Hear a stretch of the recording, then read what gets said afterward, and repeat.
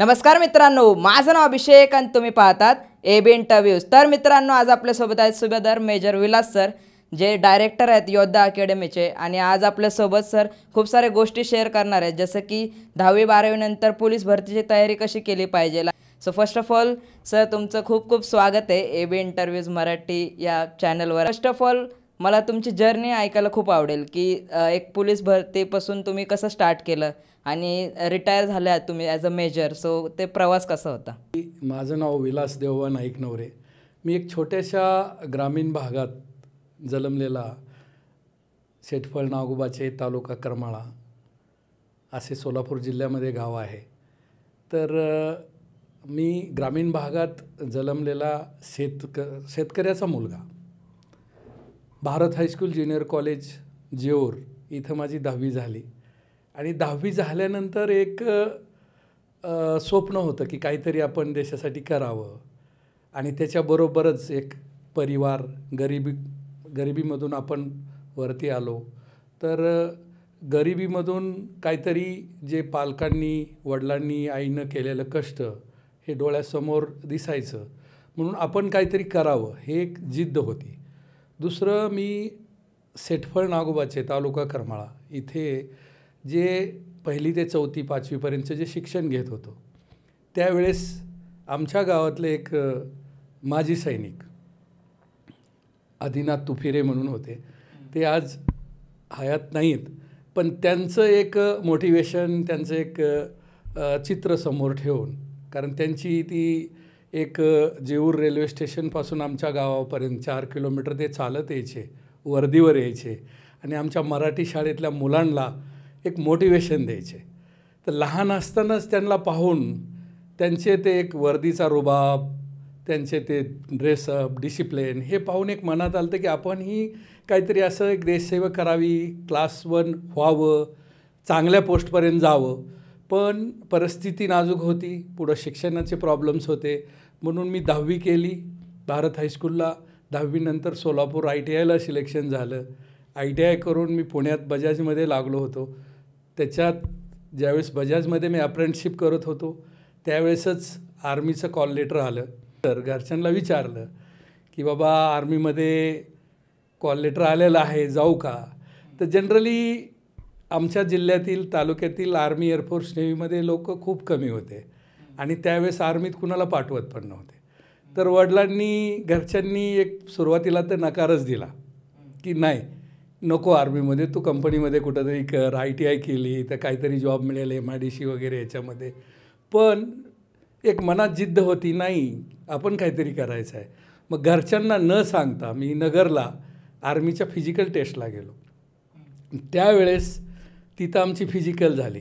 1600 metre running त्यावेळेस पण होती, पुलस त्यावेळेस पण होते आणि खूप गर्दी, खूप भीड, त्याच्यामधून आम्ही फिजिकल टेस्ट कव्हर केली। नंतर घरच्यांना काहीच सांगितलं नव्हतं, काही माहिती नव्हतं। तिथून पुण्यामध्ये आलो। पुण्यामध्ये आल्यानंतर मग 1 महिन्यानं फिजिकलला आमचं सिलेक्शन झालं। नंतर 1-1.5 महिन्यानं आम्हाला रिटर्नचा कॉल आला की बाबा रिटर्न एक्झामला या। सब एरियाला पुण्यात आमची रिटर्न एक्झाम झाली आणि त्या रिटर्न एक्झाममध्ये पण आम्ही सिलेक्ट झालो आणि तिथून मग आर्मीचं माझं सिलेक्शन झालं ॲज अ GDमध्ये। आर्मी जॉईन केल्यानंतर मेडिकल वगैरे सगळं झाल्यानंतर मला फर्स्ट त्यांनी Bombay engineer group BEG centre Kirkee येथे ट्रेनिंग सेंटरला पाठवलं। मग training centre, training battalion 2 Dighi camp Maske Vasti, तिथं आम्ही ट्रेनिंग करत होतो आणि घरच्यांना अक्षरशः मी ट्रेनिंगला जॉईन झालो, आर्मी जॉईन केली तरी पण माहिती नव्हतं। तर विशेष एक सांगायचा एक म्हणजे असं की ज्यावेळेस आळंदीची दिंडी आमच्या गावातून येत होती आणि काही आमच्या गावातले वारकरी त्या दिंडीतून चालले होते आणि ट्रेनिंग बटालियन 2चं जे PT ग्राउंड आहे ते एकदम मेन रोडच्या शेजारी आहे। तर मेन रोडच्या शेजारी आमची PT चाललेली आणि आमच्या गावातली वारकरी मंडळी त्या PT ग्राउंडच्या बाजूला उभा राहून आर्मीची ट्रेनिंग कशी असते ती बघत होते आणि ते बघत असताना माझी कटिंग वगैरे पूर्ण केलेली होती। घरी कुणाला सांगितलेलं नव्हतं, पण त्यांनी मला ओळखलं नाही की ही आहे ती आहे आणि मी पण घरी कुणाला सांगितलं नव्हतं। म्हणून मी माझ्या इन्स्ट्रक्टरला सांगितलं की सर, हे जी दिंडी आहे ही आमच्या गावातली आहे आणि मी इकडं वर्कआउट करतो, तिकडं त्यांच्याकडं नको। पण त्या आमच्या इन्स्ट्रक्टरनी मुद्दाम मला त्यांच्याकडे नेलं आणि त्या वारकरी लोकांना सांगितलं की ह्यांना तुम्ही ओळखता का. आणि मग त्याच्यानंतर मग घरचे जे दिंडीतले वारकरी होते तर ते म्हटले की अरे हा आपल्या देवानानाचा मुलगा आहे. म्हणजे माझ्या वडिलांचं नाव नाना, देवानाना, तर त्यांचा मुलगा आहे आणि तो कधी आर्मीत भरती झाला. म्हणजे तिथून मग घरच्यांना सगळ्याला माहिती झालं की हा मुलगा भरती झाला आहे. मला ते ट्रेड टेस्ट झाली, त्याच्यामध्येही माझी चांगली टेस्ट झाली. नंतर मला इलेक्ट्रिशियनचा ट्रेड मिळाला. इलेक्ट्रिशियनची ट्रेडची 1.5 वर्षाची ट्रेनिंग त्यांनी मला इथं दिली BG सेंटर ट्रेनिंग बटालियन 1मध्ये. नंतर तिथून माझी जर्नी सुरू झाली. ट्रेनिंग संपली, कसम परेड झाली आणि कसम परेड झाल्यानंतर पहिली सुट्टी गावात गेलो, घरी गेलो. खूप सत्कार समारंभ झाला. बरंच काही, कुणाला दुःख होतं, कुणाला खुशी होती. सुट्टी संपली. सुट्टी संपवून माझी पहिली पोस्टिंग अरुणाचलला झाली. अरुणाचल प्रदेशला झाली. काहीच माहिती नव्हतं त्यावेळेस. ट्रेनचे रिझर्वेशन नाही, काही नाही. बस आम्हाला मोमेंट ऑर्डर दिली, रेल्वे वॉरंट दिलं आणि आम्ही ट्रेननं रवाना झालो. तर 7 ते 8 दिवस मला रेजिमेंटमध्ये पोचायला लागले. आणि त्यावेळेस एवढी फॅसिलिटी नव्हती. रेल्वेनं रिझर्वेशन नसायचं, मग तिथून पुढं ट्रेन नसायची. काही ठिकाणं पुढं आसामला गेल्यानंतर दिवसाच फक्त ट्रेन चालतात, रात्री चालत नव्हत्या. तर अशी आमची 7-8 दिवसानंतर आम्ही आसाम अरुणाचलमध्ये आम्ही रिपोर्ट केला आमच्या युनिटमध्ये. जे तिथं गेल्यानंतर त्यांनी जे बी इन्स्ट्रक्शन्स दिले त्याप्रमाणे आम्ही पुढं सर्व्हिस करत गेलो. मग मी अरुणाचलला राहिलो, कोठ्याला राहिलो, इलाहाबादला राहिलो. बॉम्बे इंजिनियरचा जॉब बेसिक एक सपोर्टिंग स्टाफ असतो, जिथं आर्मी, एअरफोर्स, नेव्ही किंवा पैदल सेना यांना ॲडव्हान्स होण्यासाठी जी प्रक्रिया लागते किंवा क्लिअरन्स लागतो तो इंजिनियर्स देतात. जसं की आता आपल्याला पैदल सेनाला ॲडव्हान्स व्हायचं आहे, पण मध्ये नदी आली तर ती नदी क्रॉस कशी करायची आहे, तर ती इंजिनियरची जबाबदारी असते की तिथं तो ब्रिज बांधून फौजला पुढं ॲडव्हान्स करणे. किंवा पुढं जाताना काय ऑब्स्टिकल दुश्मनांनी लावलेले आहेत, काही माइन ब्रिज लावलेले आहेत, माइन्स वगैरे जमिनीत लावले आहेत, तर त्याला डिस्चार्ज करून तो क्लिअर करणे, पाण्याची सोय करणे, हे सगळे इंजिनियरचे जॉब असतात. तर 2-3 ठिकाणी रेजिमेंटमध्ये मी केलं. कोठा, फुलवाडी आसाम, रंगियामध्ये, इलाहाबादला. त्याच्यानंतर मग आर्मीचे काही एज्युकेशन्स असतात की तुम्ही आर्मीमध्ये भरती झाल्यानंतर सिव्हिल एज्युकेशन पण घेऊ शकता. तर मी 12वीची एक्झाम केली. नंतर मग एक्झाम दिली, 12वी क्लिअर केली आर्मीतर्फेच. नंतर माझं डिप्लोमासाठी सिलेक्शन झालं. इलेक्ट्रिक अँड मेकॅनिकच्या इंजिनिअरिंगसाठी मला पुण्यात कॉलेज ऑफ मिलिटरी इंजिनिअरिंगमध्ये सिलेक्शन झालं. तिथं मी 2-3 वर्षे डिप्लोमा केला.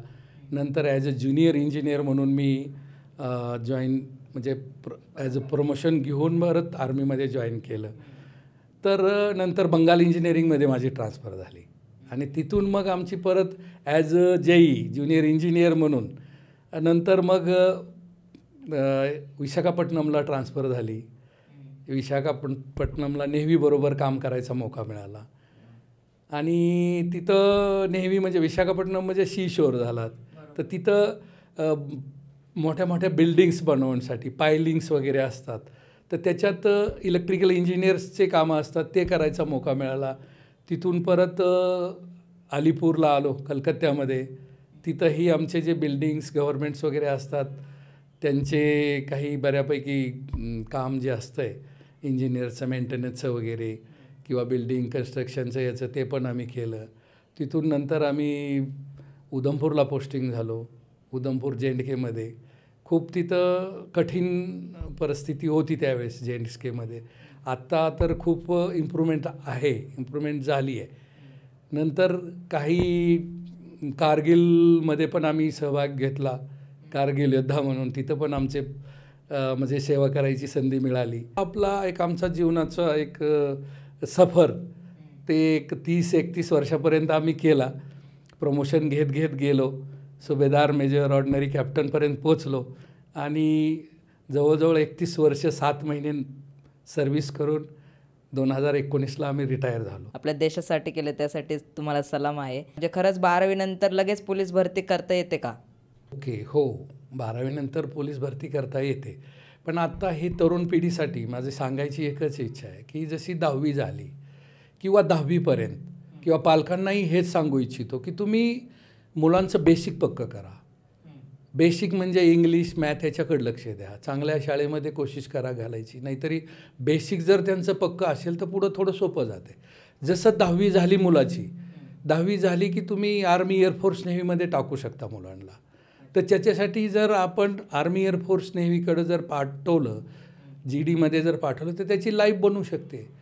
आणि त्याच्यामध्ये रिटन एक्झाम असते, 1600 मीटर रनिंग असते, पुलअप्स असते, लाँग जंप हाय जंप असतात.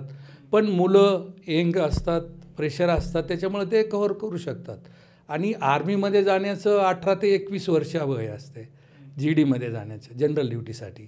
तर तिथं जनरल ड्युटीनंतर गेल्यानंतर जॉईन केल्यानंतर पुढे भरपूर सारे असे चान्सेस आहेत जे आपण क्लास 1 ऑफिसर बनू शकतो.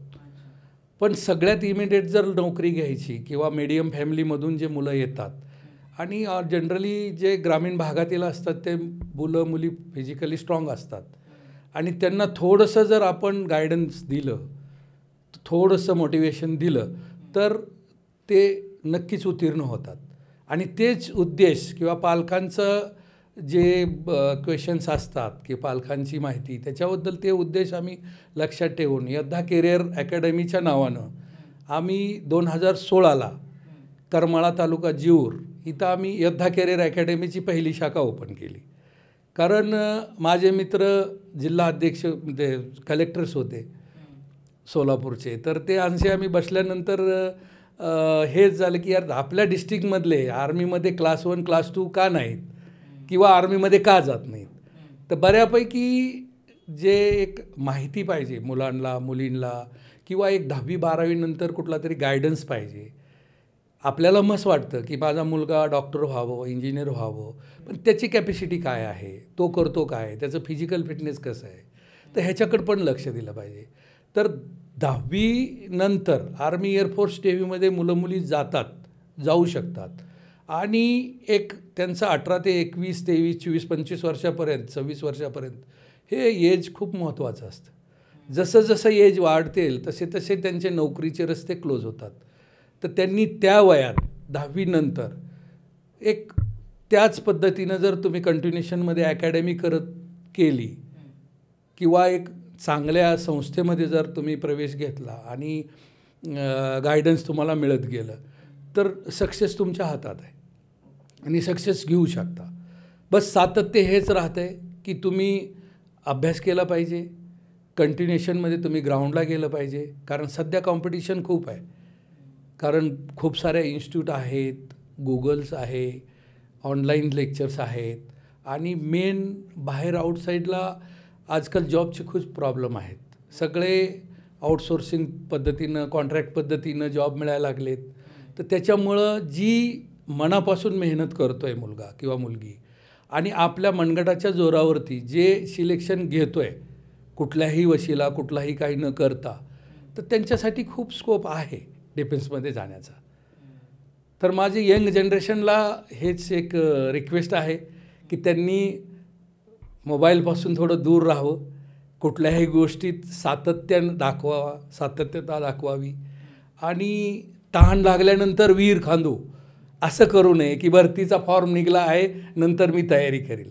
एवढं सोपं नाही आहे. कारण रिटन असते, फिजिकल असते, सगळंच काही तयारी करावं लागते. आणि सेम असंच जसं आर्मीचं सांगितलं तसं पोलीसचं तुम्ही विचारलं. पोलीस भरतीसाठी आपल्याला 12वी नंतर अप्लाय करू शकतो. पोलीस भरतीसाठी तुम्हाला मुलांसाठी 1600 मीटर रनिंग आहे, मुलींसाठी 800 मीटर रनिंग आहे, 100 मीटर स्प्रिंट आहेत मुलांसाठी मुलींसाठी, गोळाफेक आहे, गोळाफेक मुलांना आहे मुलींना आहे. तर आत्ताच्या सध्याच्या पॅटर्नमध्ये 50 मार्काचं फिजिकल असते. मग 50 मार्काच्या फिजिकलमध्ये जसं कास्ट आरक्षण जे आहे त्याप्रमाणे ते तसं मेरिट लागतं. तर अप्रॉक्सिमेटली तुम्हाला 50पैकी 40-45 मार्क घ्यावंच लागतात फिजिकलला. जर फिजिकल तुम्ही क्रॅक केली, फिजिकलमध्ये तुमचं सिलेक्शन झालं तर पुढं तुम्हाला रिटर्न टेस्टला चान्स मिळतो. आणि हां, तिथं जर तुम्हाला मार्क कमी पडले तर तुम्ही रिटर्न देऊ शकत नाही. आता काही काही मुलं काय करतात की नाही माझं फिजिकल आउट ऑफ आहे, मग मला काही गरज नाही. पण फिजिकल तुमचं आहे किती मार्काचं? 50च मार्काचं आहे. भले तुमचं जर फिजिकल 50पैकी 50 जरी तुम्ही मार्क घेतले तर तुम्हाला मेरिटमध्ये यायला रिटर्नची मदत पाहिजेच. आणि रिटर्न टेस्टमध्ये 4 सब्जेक्ट आहेत. 4 सब्जेक्ट तुमचे 50-50 मार्काचे असतात. सॉरी 25-25 मार्काचे. कारण मॅथ असते 25 मार्काचं, GK-GS 25 मार्काचं असते, मराठी ग्रामर असते, रिजनिंग असते. तर हे ॲव्हरेज तुमचं 100 मार्काचे 4 सब्जेक्टचं असतं. आणि तिथं तुम्हाला मेरिटमध्ये येण्यासाठी हे मार्क लागतातच. जर तुम्ही तिथं तयारी नाही केली तर सिलेक्शन होणं मुश्किल होतं. आणि जी मुलं सातत्यानं करतात त्यांचं सिलेक्शन 100% होतंच. आता जसं आमची अकॅडमी आहे, योद्धा कॅरियर अकॅडमी म्हणून आहे. एक फर्स्ट ब्रँच सोलापूरला आहे, करमाळा तालुका जीवर इथे. सगळी सोय आहे. 7-8 एकरचं मैदान आहे. तिथं त्यांना मुलांना राहणं, खाणं, जेवण, लायब्ररी, जिम, अभ्यासिका सगळी सोय एकाच ठिकाणी. आणि दिवसातून 2 टाईम लेक्चर्स असते, 2 टाईम ग्राउंड असते. आणि एवढं त्यांना आमचे शिक्षक, एक सर्व्हिसमॅन आहेत आर्मीचे, बाकी काही ॲथलेटिक्सचे आहेत, स्पोर्ट्सचे शिक्षक आहेत. आणि शिक्षक वर्ग पण खूप छान आहे. प्रत्येक विषयाला सेपरेट वेगवेगळे शिक्षक आहेत, ते पूर्ण करून घेतात. दुसरं, आठवड्याला आमची रिटर्न टेस्ट असते. 15 दिवसाला पोलीस भरती, आर्मी भरतीचा डेमो असतो. त्याच्यामध्ये काय होतं की मुलांना आपली कॅपॅसिटी कळती. मुलांना कळतं की मी कुठं वीक आहे. फिजिकलमध्ये मला 1600 मीटरला टायमिंग कमी पडतो आहे, गोळा माझा जात नाही, 100 मीटर माझं होत नाही, टाईम त्याच्यामध्ये कव्हर होत नाही, त्याच्यामुळे मला फिजिकलला कमी मार्क पडतात. मग त्याच्यासाठी आमचे शिक्षक परत त्यांचे स्टडी करून ज्यांचं जो इव्हेंट वीक आहे त्याची स्पेशल प्रॅक्टिस करून घेतात. आठवड्याला रिटर्न टेस्ट असती. त्याच्यामुळे कुठल्या विषयामध्ये कुठं मुलं वीक होतात, काय होतात, कुठलं कुणाला गणित जमत नाही, कुणाला करंट अफेअर्स जमत नाही, मराठी व्याकरण जमत नाहीत, ते क्लासेस होतात. आणि जे मुलं वीक आहेत त्यांचे एक्स्ट्रा क्लासेस पण दुपारी आम्ही घेतो. आता आमची दुसरी अकॅडमी, दुसरी ब्रांच आमची गंधर्वनगरी मोशी पुणे येथे आहे. तिथं पण आपली स्वतःचीच बिल्डिंग आहे. तिथं पण सगळ्या सोयी आहेत, लायब्ररी, जिम्स, अकॅडमी, मतलब सगळ्याच सोयी आहेत एकाच ठिकाणी. आणि आमचं शेड्यूल सकाळी 6 पासून रात्री 10:30 चालतं. कारण आत्ता कॉम्पिटिशन टफ आहे आणि ते मुलांना करावंच लागणार आहे, जे मीडियम मुलं आहेत त्यांच्यासाठी. तर सकाळी 6 ते 8:30 आमचं फिजिकल्स होतं. फिजिकल्समध्ये त्यांना रोज कमीत कमी 8, 10, 12, 15 किलोमीटर रनिंगची प्रॅक्टिस आम्ही करून घेतो. त्याच्यानंतर वेगवेगळे वर्कआउट्स होतात, पायाचं, पोटाचं, हाताचं, हे अशा वर्कआउट होतात. नंतर स्ट्रेचिंग होती. 8:30ला ब्रेक झाल्यानंतर मुलांचा नाश्ता, आंघोळी होतात. हॉस्टेलच्या सोयी आहेत आमच्याकडं. मुलींचं हॉस्टेल वेगळं आहे, मुलांचं हॉस्टेल वेगळं आहे. CCTV कॅमेरे आहेत, मेस आहे आपली घरगुती, पोट भरून जेवण असतं. 2 टायमाला ते प्रॅक्टिस करतात, घाम गाळतात, म्हणजे त्यांना पोट भरून जेवण, फूड सप्लिमेंटरी, कडधान्याचा नाश्ता हे त्यांना द्यावं लागतं आणि आम्ही देतो. 8:30पर्यंत आमचं ग्राउंड होतं. 8:30 ते 10:30 त्यांचा नाश्ता, आंघोळी होतात. नंतर आमचे क्लास चालू होतात. 10:30 ते 12 आमचं फर्स्ट लेक्चर असतं. 12:15 ते 1:30पर्यंत सेकंड लेक्चर असतं. नंतर 1:30 ते 2पर्यंत आमचे जिम असतात. जिममध्ये त्यांना ज्यांची छाती फुगत नाही त्यांच्यासाठी त्यांचं वर्कआउट असते. गोळा जात नाही, कुठल्या मुलांची हाईट कमी आहे, तर त्याच्यासाठी जिममध्ये आम्ही वर्कआउट करून घेतो. नंतर त्यांचं जेवण होतं. 4:30पर्यंत त्यांना रेस्ट असते. नंतर 5 ते 6:30, 7पर्यंत नंतर आमचं फिजिकल होतं. मग संध्याकाळच्या फिजिकलला आम्ही गोळाफेक, 100 मीटर रनिंग, 800 मीटरचे स्टेप्स काय असतात, स्टिक्स काय असते, लाँग जम्प, हाय जम्प हे घेतलं जातं. नंतर 7ला रोल कॉल होतो. रोल कॉलमध्ये अटेंडन्स घेतली जाते. उद्या काय करायचं आहे काय नाही ते बघितलं जातं. आणि नंतर 7:30ला जेवण वगैरे होतं. 7:30 ते 8पर्यंत जेवण होतं. नंतर 8:30 ते 10 परत लेक्चर असतं. म्हणजे सकाळी 6 ते रात्री 10पर्यंत पूर्ण शेड्यूल पॅक असतो मुलांचा. आणि जे ही मुलं 3 महिने, 6 महिने, जास्तीत जास्त 9 महिने, वर्ष सातत्याने करतात, त्यांना 100% वर्दी मिळतीच आणि ते सिलेक्शन घेतातच, सिलेक्ट होतातच. तर त्यांनी मुलांना मी हेच सांगणं आहे की माझं यंग जनरेशनला की हार्डवर्क करा, मेहनत करा. जे तुम्ही स्वप्न बघताय ते साकार करण्याची खूप मोठी संधी आहे आणि ते काही मुलं करतात. मी बघतो आता की रात्री 2-2, 3-3 वाजेपर्यंत मुलं लॅबमध्ये बसलेले असतात. तिथं बसून सकाळी ग्राउंडला 6ला येतात. कारण ग्राउंडला आम्ही स्वतः असतो ग्राउंडवरती आणि जे काही छोट्या मोठ्या चुका होतात ते कव्हर करून पालकाच्या निदर्शनास आणून काही पालक असे मिळून आम्ही त्यांना प्रेशराईज करतो आणि त्यांच्याकडून 100% फिजिकलची आणि रिटनची तयारी करूनच घेतो. ओके. सो सर, जसं की तुम्ही बोलता बोलता सांगितलं की क्लास 1 क्लास 2चे जे पदवी मिळतात, सो त्याबद्दल काय सांगा? क्लास 1 क्लास 2 म्हणजे आपण जसं आम्ही जनरल ड्युटीमध्ये भरती झालो. जनरल ड्युटीनंतर आपण एशियल कमिशन घेतलं, डायरेक्ट आर्मी ऑफिसर बनलो, स्केल्स वाढले, तर क्लास 1 असतो. क्लास 1मध्ये तुमचे फॅसिलिटीज वाढतात, सॅलरीज वाढते. सॅलरी काय असते क्लास 1च्या आर्मी ऑफिसरला आणि फॅसिलिटीज सांगितलं तुम्ही? ती जर पाहिलं, आता माझ्या टायमाला जर आर्मीची फॅसिलिटी पाहिली तर अक्षरशः कुठलाही खर्च नसायचा. अक्षरशः माझी सॅलरी जे मिळत होती ती सगळी सेव्ह व्हायची. कारण टोटली अलाउन्सेस सगळे आर्मीमध्ये मिळतात. एक सिक्युअर लाईफ स्वतःसाठी, आपल्या मुलांसाठी, फॅमिलीसाठी, आईवडिलांसाठी, मेडिकलपासून एज्युकेशनपासून पूर्ण सगळी अलाउन्सेस मिळतात आणि पूर्ण सॅलरी त्यांची सेव्ह होती. आत्ता अप्रॉक्सिमेटली जे कॉन्स्टेबलला असतात, म्हणजे GDमध्ये जे भरती होतात, अप्रॉक्सिमेटली 45, 60, 50-60पर्यंत सॅलरी असते त्यांची. पुढं क्लास 1 जर झाले, पुढं गेले तर त्यांची 1 लाखाच्या वरती सॅलरी स्टार्टिंगला असते. तर बरेच असे सिक्युअर असतात, बाकी सगळ्या फॅसिलिटी असतात. पुढं पाहिजे ते तुम्हाला एज्युकेशन्स घेता येतं. सो आत्ता 2025चे जे पण भरती येते, सो याच्यामध्ये काही नवीन पॅटर्न आले का, की काही चेंजेस आलेत का? आत्ता आर्मीमध्ये पाहिलं तर अग्निवीर म्हणून आलेलं आहे. अग्निवीर आता सुरुवातीला लोकांना वाटत होतं की अग्निवीर हे थोडं 4 वर्ष करायचं आहे, असं आहे तसं आहे. पण मला वाटतं की अग्निवीरचे बी स्कीम राबवली आहे ते याच्यासाठी राबवले आहे ती जे मेडिकली फिट, जे हुशार मुलं आहेत त्यांचा एक ग्रुप वेगळा करणार आहेत. ते क्लास 1 ए फोर्स म्हणजे की समजा 50-100 मुलं आहेत, 100 मुलं एक 50-25 मुलं एक जे फिट आहेत, मेडिकली फिट आहेत, फिजिकली फिट आहेत, त्यांनाच ते ठेवणार आहेत. बाकीच्यांना ते घरी पाठवणार असा एक गैरसमज आहे. पण त्यांना घरी नाही पाठवणार. पॅरामिलिटरी फोर्समध्ये त्यांना वेगवेगळ्या डिपार्टमेंटला, जसं स्टाफ सिलेक्शनच्या याच्यामध्ये, BSFमध्ये, CISFमध्ये किंवा बाकी जे पण सेंट्रल गव्हर्नमेंटच्या पॅरामिलिटरी फोर्सेस आहेत त्याच्यामध्ये 10% त्यांनी आरक्षण कंप्लीट दिलेलं आहे अग्निवीरसाठी. त्यांना विदाऊट ट्रेनिंग डायरेक्ट जॉब मिळतो आहे. आणि एक जे आपल्याकडं सुशिक्षित मुलं आहेत तर मॅक्सिमम मुलांना हा जॉब मिळण्याची संधी आहे अग्निवीरमध्ये. दुसरं, पोलीसमध्ये जर पाहिलं आपण तर पोलीसमध्ये अगोदर 200 नंबरचं 100 मार्काचं फिजिकल, 100 मार्काचं रिटन होतं. आता ते कमी करून मागच्या भरती पण त्याप्रमाणेच झालेली आहे. 50 मार्काचं फिजिकल ठेवलेलं आहे, 100 मार्काचं तुमचं रिटर्नचं आहे. रिटर्नमध्ये 4 सब्जेक्ट असतात आणि बाकी इव्हेंट्स पण कमी केलेले आहेत. जसं अगोदर लाँग जंप होती, लांब उडी, आता लांब उडी बंद केलेली आहे. तर फिजिकलमध्ये फक्त त्यांचं 1600 मीटर आहे, 100 मीटर स्प्रिंट आहे, गोळाफेक आहे, SRP झालं, SRPFमध्ये त्यांच्याकडं जसं जे डिपार्टमेंट आहे तसं त्यांचे फिजिकलचे इव्हेंट्स वेगवेगळे आहेत.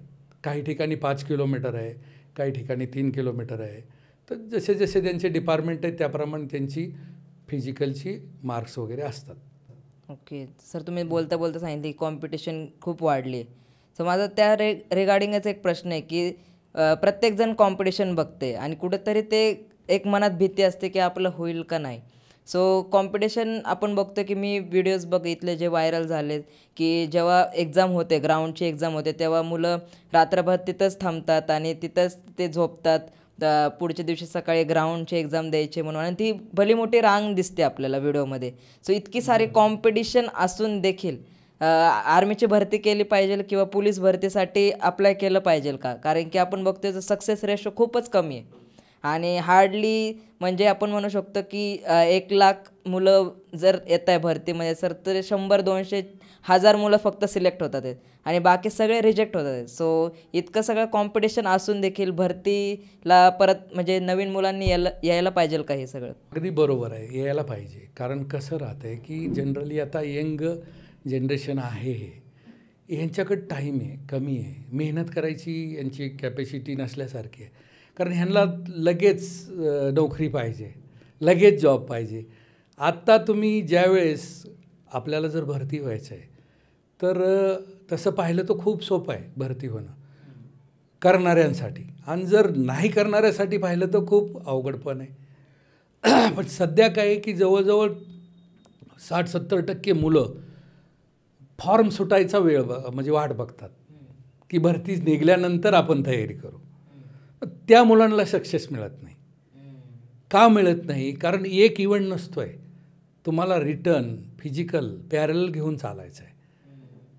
फिजिकलमध्ये तुम्हाला चांगले मार्क पडले पाहिजेत, रिटर्न्समध्ये तुम्हाला चांगले मार्क पडले, सातत्यानं तुम्ही प्रॅक्टिस केली पाहिजे, ग्राउंडवर सातत्यानं गेलं पाहिजे, आपल्याला स्वतःला चेक केलं पाहिजे की कुठं आपण कमी पडतो आहे, शिक्षकाची मदत घेतली पाहिजे. जेवढी संस्था आहे, अकॅडमी आहे, जसं आता आमच्या अकॅडमीमध्ये, योद्धा कॅरियर अकॅडमीमध्ये ज्या मुलांना मार्क कमी पडतात, आम्ही पालकांपर्यंत त्यांचे मार्क पाठवतो की सर तुमच्या मुलाला मार्क कमी पडतात आहे, त्याला तुम्ही सांगा, नसेल तर विनाकारण फीज नका भरू, त्याला घेऊन जावा, असं पण आम्ही सांगतो. तर मुलांनी जर सातत्यानं केलं तर भरती कुठलीही अवघड नाही आहे. आणि भरतीची रांग एक का वाढलेले आहेत, कॉम्पिटिशन का वाढले? कारण UPSC, MPSC इथून काही मुलं रिटर्न्स असतात आणि रिटर्न्स आलेले असतात, बाहेर जॉबचे खूप प्रॉब्लेम आहेत म्हणून सगळे मुलं भरतीकडे येतात. पण जे मेहनत करतात तेच भरती होतात आणि झाले बी पाहिजेत. आणि दुसरं काय होतं की जसं आता सरळ सेवेच्या भरत्या खूप असतात, आर्मी भरती, आर्मी, एअरफोर्स, नेव्ही, पोलीस बरोबर बाकी पण आपल्या अकॅडमीमध्ये आम्ही तयारी करून घेतो. तलाठी झालं, ग्रामसेवक झालं, सरळ सेवेच्या जेवढ्या परीक्षा आहेत त्यांच्या आम्ही तयारी करून घेतो. तर सगळेच 100% सक्सेस होत नाहीत, सगळ्याला जॉब मिळत नाही. जसं तुम्ही म्हटलं की लाखोमधून 100-200ला मिळतं, तर ही बाकीची असतात, त्यांना त्यांच्या कॅपॅसिटीप्रमाणे आम्ही तयार करण्याचा प्रयत्न करतो. पोलीस भरतीमध्ये जसं तुम्ही सांगितलं की ग्राउंड असतं किंवा मग लेखी असतं. सो ग्राउंड क्लिअर कसं करावं? कारण की ग्राउंडमध्ये खूप जण फेल होतात. जरी रिटर्नमध्ये चांगलं असलं तरी पण ग्राउंडमध्ये कुठंतरी ते फिजिकलला फिट नसतात आणि मग ते फेल होतात. सो ग्राउंड कसं क्लिअर करावं किंवा ग्राउंडची तयारी कशी करावी मुलांनी, जे 10वी-12वीचे तुम्हाला बघतात आज? मेन जसे मुलांची, तुमचा प्रश्न एकदम चांगला आहे. कारण सध्या मुलांचं कसं राहत आहे, मी अगोदर पण बोललं की तहान लागल्यानंतर विहीर खाणं, भरती सुटल्यानंतर प्रॅक्टिस सुरू करणं, तर हिथं मुलांना खूप नडतं. तर मुलांनी आपल्याला एक 6 महिन्याचं 8 महिन्याचं टार्गेट ठेवून आपण जर तयारी केली सातत्यानं, जसं सकाळी गेल्यानंतर वॉर्मअप झाल्यानंतर रनिंग करणं, रनिंगमध्ये स्टेप कशा राहतात की पंजावर पळालं पाहिजे, बॉडी वेट समोर ठेवलं पाहिजे, हाताचं स्विम कसं केलं पाहिजे, हे इन्स्ट्रक्टर शिकवतात, त्याच्याकडे लक्ष दिलं पाहिजे. आणि वर्कआउट केलं पाहिजे वेगवेगळं, पोटाचं वर्कआउट, पायाचं वर्कआउट, हाताचं वर्कआउट. कारण हाताचं वर्कआउट तुम्हाला गोळ्यासाठी लागतं आहे, पायाचं वर्कआउट तुम्हाला रनिंगसाठी लागतं आहे. त्याच्याप्रमाणे तुम्ही डाएट घेतलं पाहिजे, कडधान्य घेतलं पाहिजे, विटॅमिनची कमी, बाकीचं फूड सप्लिमेंटरी छोटं मोठं घेतलं पाहिजे. काही नाही, कडधान्य, मूग, मटकी, चणे, त्याच्यामध्ये थोडंफार बदाम, किसमिस हे भिजवून जरी खाल्लं सकाळी तरी ते खूप राहत आहे.